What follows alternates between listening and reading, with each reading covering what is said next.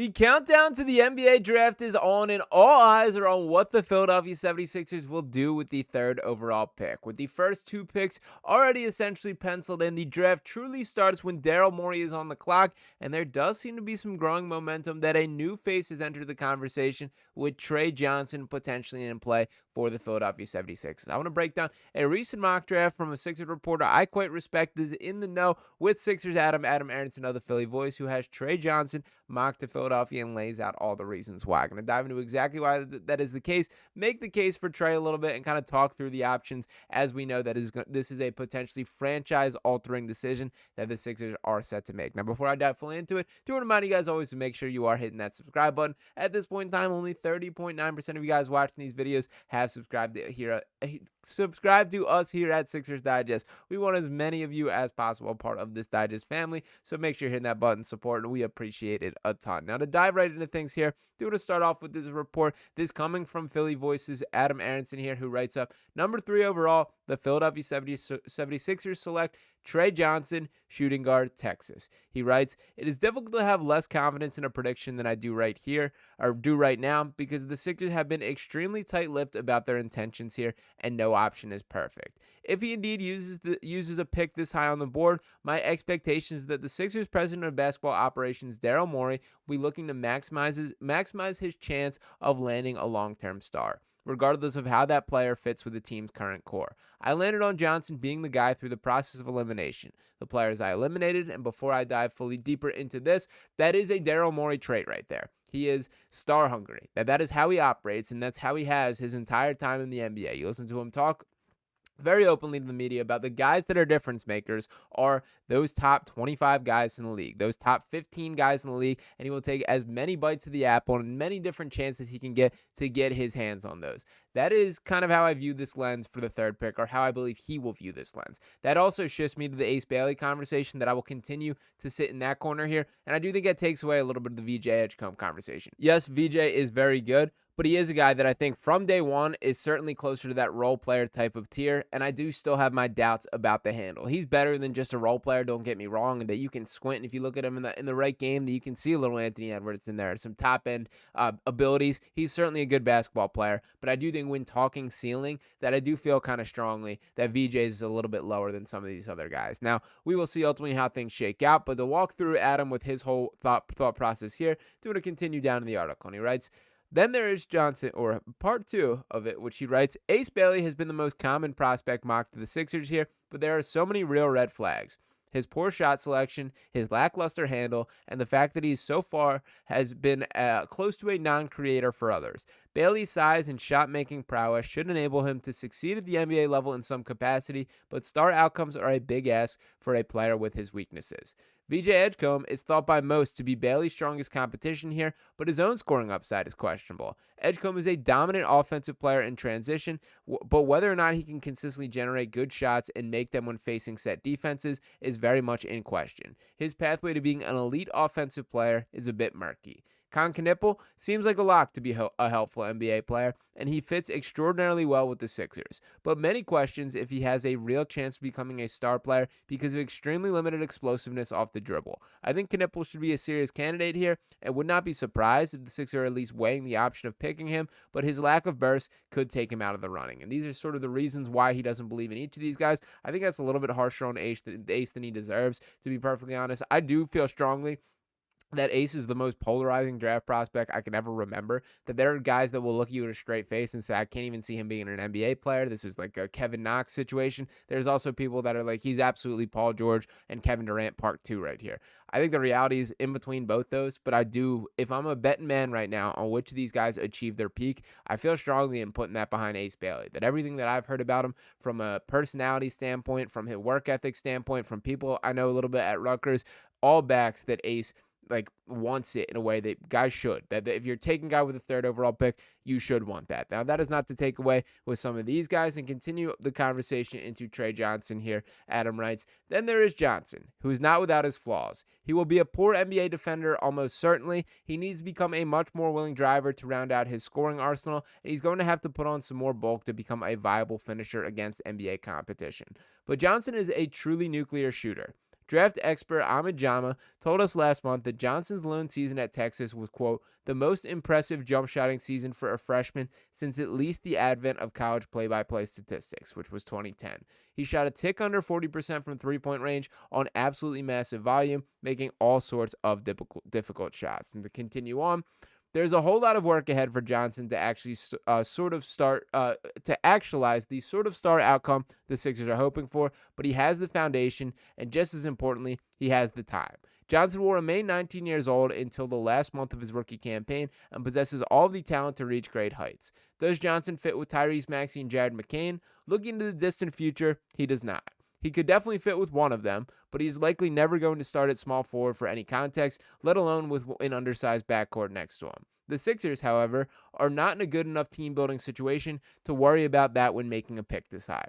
The goal here should be to land a potential franchise cornerstone for many years to come, not just to the immediate post-Joel Embiid world, but even beyond that. It is not as challenging as you would think to argue that drafting Johnson represents their best chance to do so. So, pretty interesting thought process in all of this here. I will say the point that I strongly agree with in here is you do not make this pick based on the context of the Sixers. You pick who you believe, who your scouting department believe comes to the conclusion is the best player in this draft. And for all the critiques of the Sixers organization, which there are plenty, drafting has been a strength in recent years. That they've done an excellent job picking Jared McCain, picking Tyrese Maxey in the second round, where they found guys like Isaiah Joe, like Adem Bona, like Paul Reed there, even in the undrafted market, guys like Ricky Council IV, or I think he ended up being a second rounder, Justin Edwards out of the undrafted market there. The Sixers have done a really nice job in the draft and do deserve a little bit of the benefit of the doubt here. But the other part to tie into this, it's for sure should be made independent of this roster. It also, the player they select with the third overall pick is not going to sway one way or another whether or not this team is a contender next year. Those questions are answered by the health status of Joel Embiid. If Paul George can bounce back, can Tyrese Maxey continue taking those steps? Was this a real rookie season by Jared McCain, which I do feel strongly absolutely was there. I think he picks up right where he left off now that he has recovered from health. But all this is to say that those are the factors that will drive whether or not this team is a contender.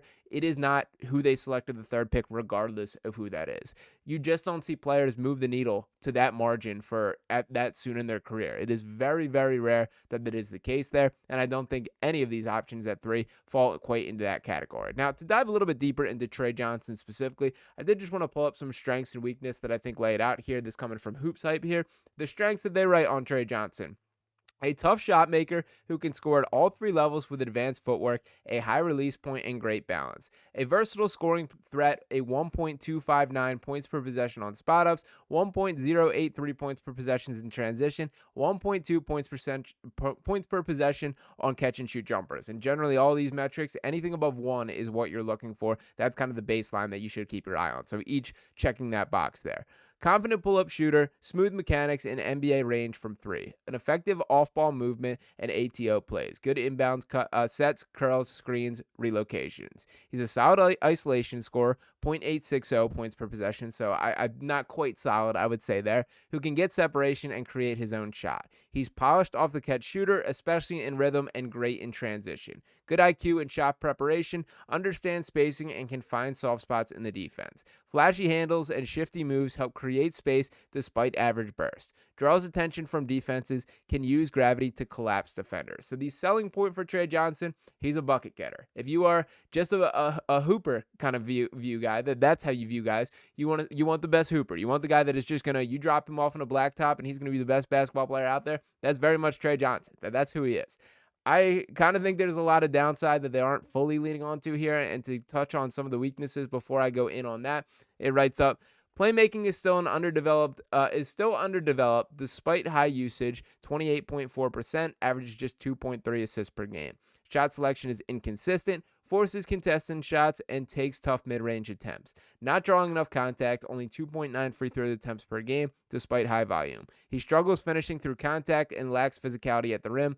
0.852 points per possession on drive. Interior scoring and decision-making in tight spaces remain raw. His defensive impact was low at Texas, performs better defensively without him on the floor. It allows 0.873 points per possession on defense, which ranks in the 52nd percentile. He's late on help and rotations. He can fall asleep off ball and give up space to shooters. Still learning to read defenses when making quick passes or skip read. Now, in fairness to Tre, and I feel like this is an all too common occurrence for a lot of these college prospects we're talking about, it was not a great situation at Texas. There was a lot of things that stylistically, the way they played, the overlapping skill sets from a roster perspective they had a little bit, it did not set him up for the greatest success here.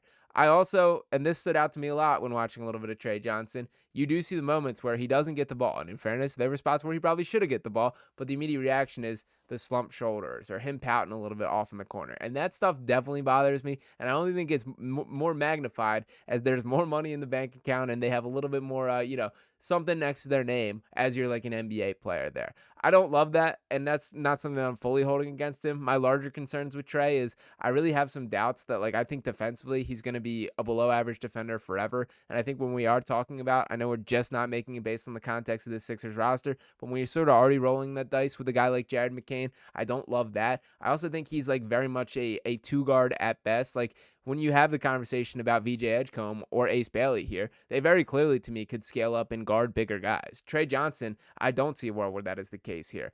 But from Daryl Morey's perspective, he is going to be star hunting. He is going to want to take that big swing. And I think Tre is a guy where he could talk himself into that. I'm interested that there does seem to be a little bit momentum in favor of Tre Johnson here. I still sit in the Ace Bailey camp. That's how I sit since the lottery fell.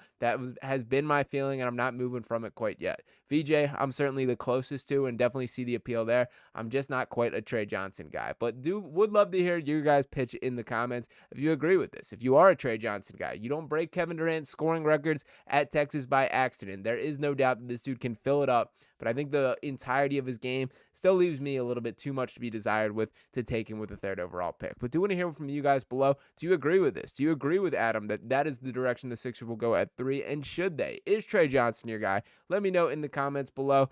Drop your thoughts. Any other players you want to hear discussed, we will get into it all. Appreciate you guys for tuning into this video here. And one more time, I want to remind you guys to make sure you are hitting that subscribe button. Appreciate you guys once again. Make sure you're hitting that subscribe button. Drop a like on this video. Drop in your thoughts below. I'll be back talking to you next time right here on Sixers Digest. Peace.